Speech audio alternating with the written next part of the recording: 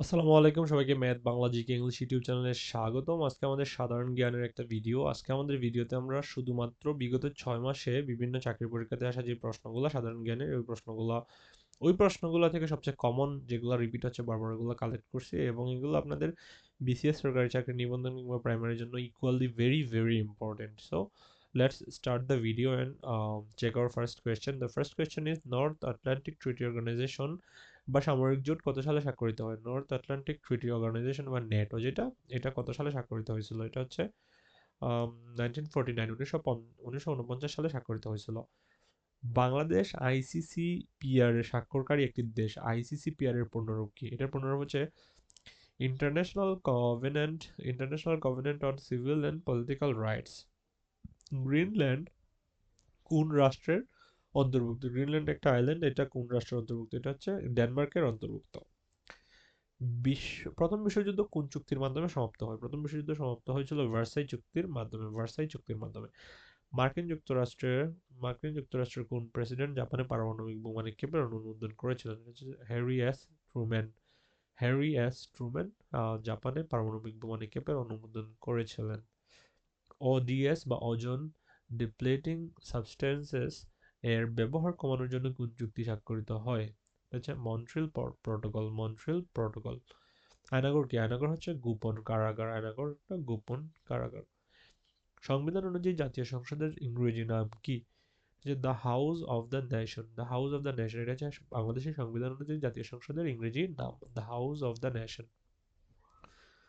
GSP এর পূর্ণরূপ কি? জিএসপি এর পূর্ণরূপ হচ্ছে জেনারেলাইজড সিস্টেম অফ প্রিফারেন্স।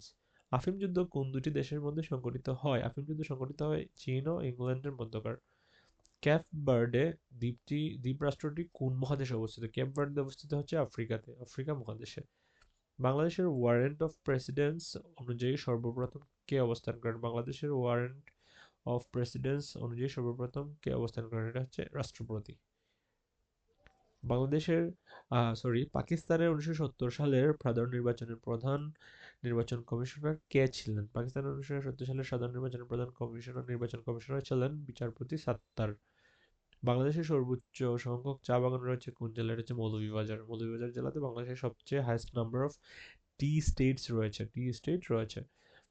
চীন বা আরত বাংলাদেশের প্রবাহিত ব্রহ্মপুত্র নদী চীন বা তিব্বতে কি নামে পরিচিত? এটা হচ্ছে ইয়ারলাং সাংপো। ব্রহ্মপুত্র নদী যেটা বাংলাদেশ, ভারত এবং চীনের প্রবাহিত আছে, এটা চীনের অংশে, ওইটার নাম হচ্ছে ইয়ারলাং সাংপো।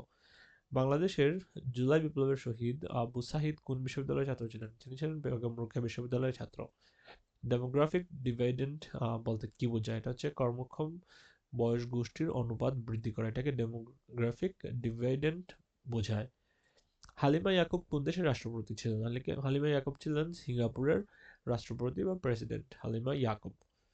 তুরস্কের বিচ্ছিন্নতাবাদী দল কুর্দিস্তান ওয়ার্কার্স পার্টি বা পিকেকে এর প্রতিষ্ঠাতা কে? এটা হচ্ছে আবদুল্লাহ অচালান। প্রাচীনকালে কোন দেশে সিভিল সার্ভিসের ধারণা প্রথম উদ্ভূত হয়? এটা হচ্ছে চীন। প্রাচীনকালে চীনে সর্বপ্রথম সিভিল সার্ভিসের ধারণা উদ্ভূত হয়।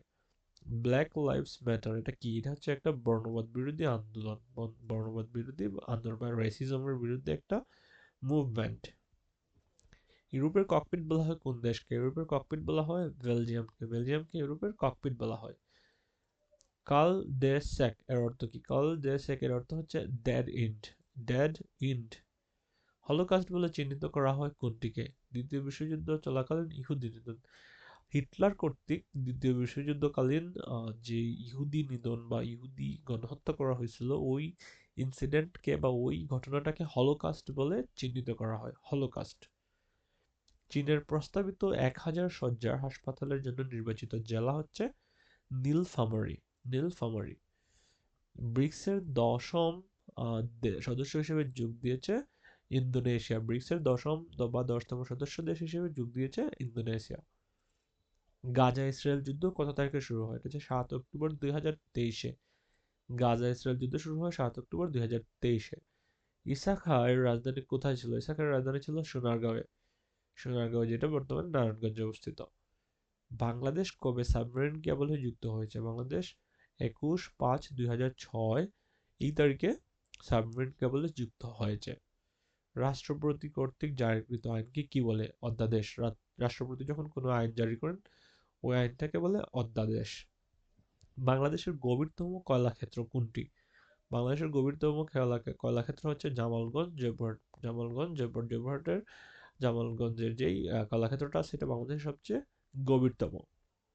আন্তর্জাতিক অপরাধ আদালতের বর্তমান সদস্য সংখ্যা কত? এটা হচ্ছে 125টা। আন্তর্জাতিক অপরাধ আদালত যেটা আইসিসি, এটার বর্তমান সদস্য সংখ্যা 125। বিশ্বব্যাংকের সদর দপ্তর কোথায়? এটা হচ্ছে ওয়াশিংটন ডিসিতে। বিশ্বব্যাংকের সদর দপ্তর ওয়াশিংটন ডিসিতে অবস্থিত।